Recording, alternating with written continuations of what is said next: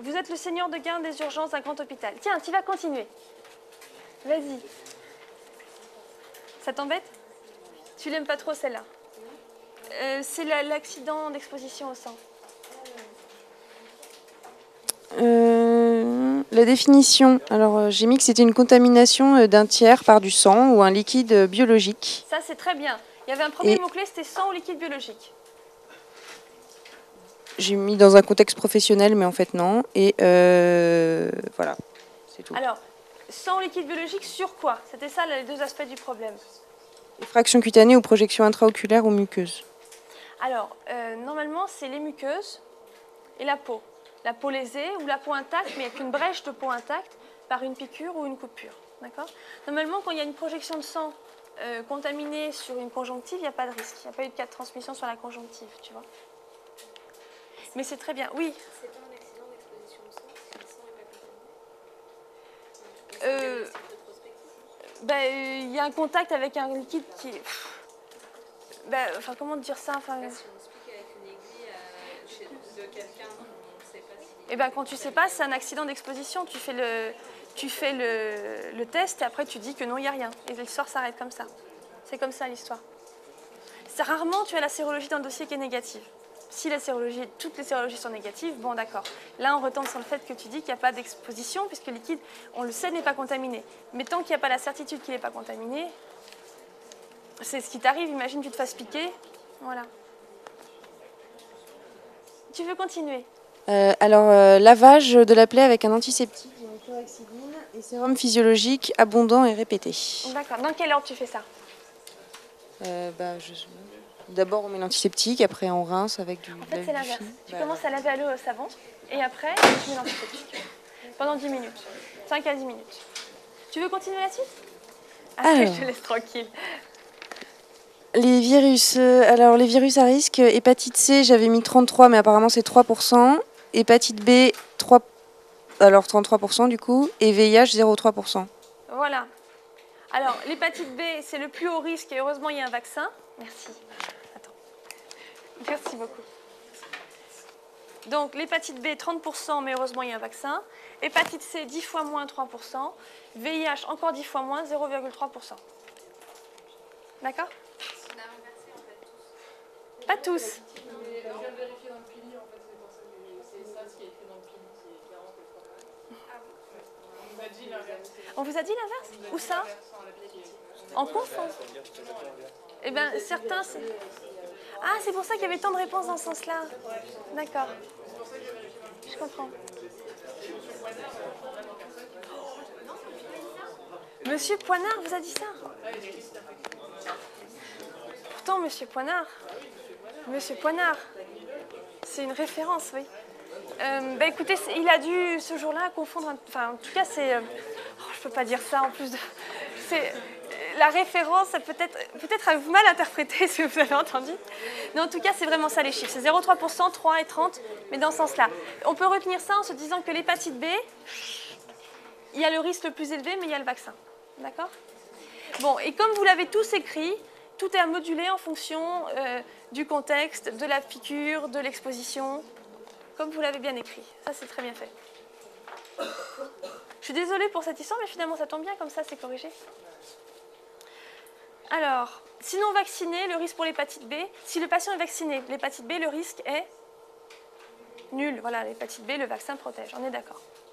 Mais il fallait l'écrire. Alors, allez, on va y arriver. Comment vous évaluez le risque?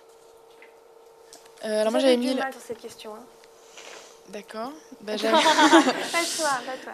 J'avais mis la charge virale du patient, le délai de la prise en charge, d'accord. Et la protection de l'infirmière si elle avait des gants ou pas. D'accord. Alors, ma question, tu vois, était peut-être pas très bien formulée parce qu'elle appelait une réponse un peu plus ciblée. C'était dans cette observation, quels sont les éléments qui te font penser qu'il y a un risque élevé ou pas? Et vous n'avez pas compris ça. Je reformulerai l'année prochaine. Mais, donc du coup, vous allez voir, vous avez vu, j'ai compté tous les points, quelle que soit la question. Question 2, question 3, vous avez commencé à répondre dans la prise en charge dès le début. Vous avez continué à la question 3, j'ai compté tous les points, où qu'ils soient. D'accord? Donc, il y avait un risque de transmission important parce qu'il y avait une aiguille creuse, donc pas pleine, donc du coup du sang à l'intérieur de l'aiguille, souillé de sang, un patient séropositif. D'accord? Après, je te laisse continuer. Pour Tu allais les évaluer comment tu prends en charge cette malade. C'est là où tu as continué. J'ai mis que dans l'idéal, avant 4 heures, on lui donnait une trithérapie D'accord. avec Une 2 trithérapie. antagonistes nucléosidiques et un antiprotéase. D'accord. On lui prélevait les sérologies, VIH 1 et 2 avec son accord, VHB, VHC. D'accord. Et on va prélever VHB, VHC du patient. D'accord, s'il n'était pas fait. Très bien. Comment tu évalues le malade? Tu vois, c'est peut-être pas pareil que le malade ce soit un patient VIH avec une première ligne de trithérapie parfaitement contrôlée, CD4 à 300, charge virale indétectable, sous, je sais pas moi, sous Trisivir. Et puis un autre qui est en 5e ligne, qui n'est pas contrôlé, qui a une charge virale à 100 000 copies, et qui a eu 5 lignes de traitement dont le dernier ne marche pas très bien, tu vois. Ça, c'est une chose que tu dois récupérer comme donnée. Parce que le niveau de charge virale est un indicateur du risque pour la patiente. Et parce que les traitements antérieurs et leur succès vont te guider pour le traitement que tu vas prescrire. D'accord? Donc, quand tu dis tout ça, normalement, tu as dit l'essentiel. Donc, tu as fait le bilan sérologique, l'évaluation virologique du malade, l'évaluation des traitements pris par le malade et de leur efficacité. Tu as fait le bilan sérologique de la patiente. Tu as regardé son statut vaccinal B. Normalement, il doit être fait puisqu'elle est infirmière. Et comme il y a un risque élevé, tu proposes une trithérapie antirétrovirale. On ne rentre pas dans les détails. C'est effectivement une trithérapie. La combinaison que tu proposes est bonne. Et tu surveilles et tu déclares. Et voilà. Des mots-clés, c'était aussi, il fallait caser quelque part médecin référent. Parce que soit c'était au début, soit c'était après. Mais c'était un mot-clé. On l'adresse après au médecin référent.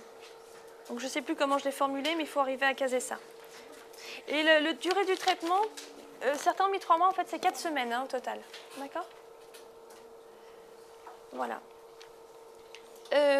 Ensuite, alors, un jeune homme célibataire qui a une vie assez festive dans la région de Marseille, qui a de la fièvre des ganglions et une éruption cutanée, qui touche les paumes des mains.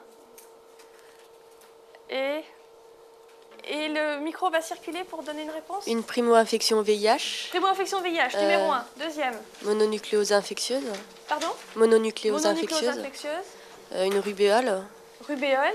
Cytomégalovirus. Cytomégalovirus. Palmoplantaire.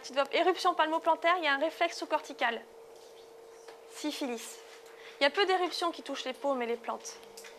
Et c'est évocateur d'une syphilis. D'accord? On doit y penser.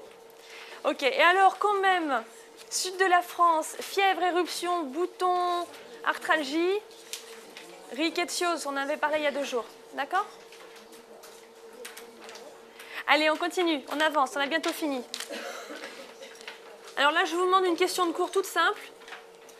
Pour Jean-Marc? Allez, pour Jean-Marc. Qui va la faire a cappella parce qu'en plus, il y a eu... Allez, Jean-Marc, tu m'expliques le syndrome mononucléosique. D'accord. Alors, hyperlymphocytose. D'accord. Grand lymphocyte T.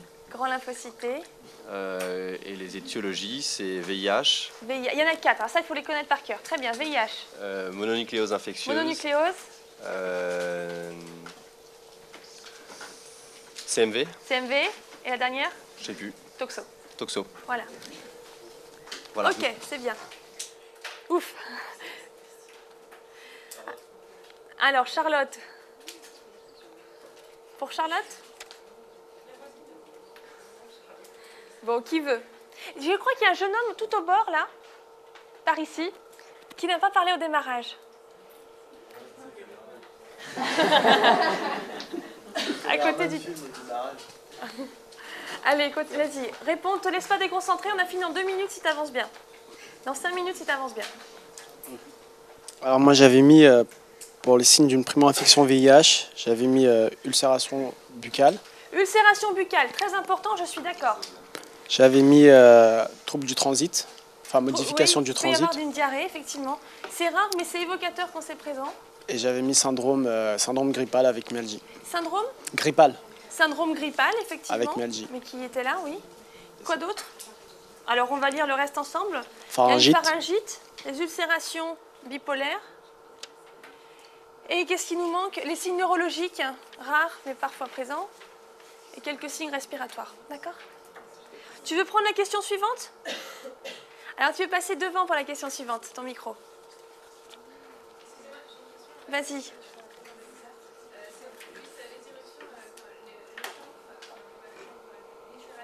Oui.